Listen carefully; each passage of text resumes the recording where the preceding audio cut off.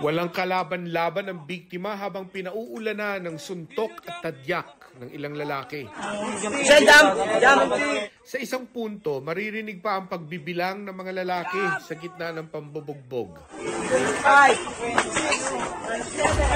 Nakarating sa mga pulis ang sumbong na nasa 50 lalaki ang nagtipon-tipon sa bakuran ng isang bahay.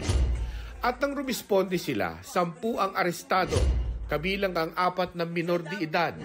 2 biktima ang nakaligtas na edad 18 at 15. Nagpapagaling sila sa ospital. Ang iba rito dumayo pa at ang iba rito ay minor de edad. And then eventually, nung tinanong natin kung anong meron, ang sabi nila meron lang silang gathering or meeting.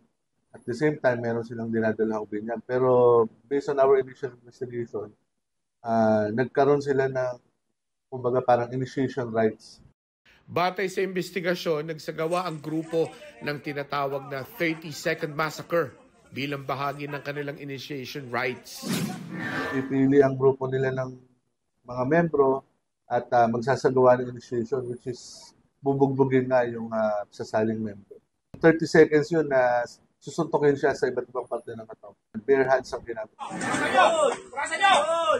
Maharap sa reklamong paglabag sa anti-hazing law ang 6 na dumaan din umano sa kaparehong initiation rights.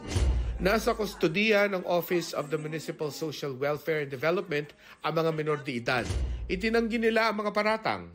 Anong purpose ng samahan nyo? Community service. Nagsaservisyo kayo. Pero kayo, wala kayong mga outstanding na kaso. Para sa GMA Integrated News, ako, si Mark Salazar, ang inyong saksi.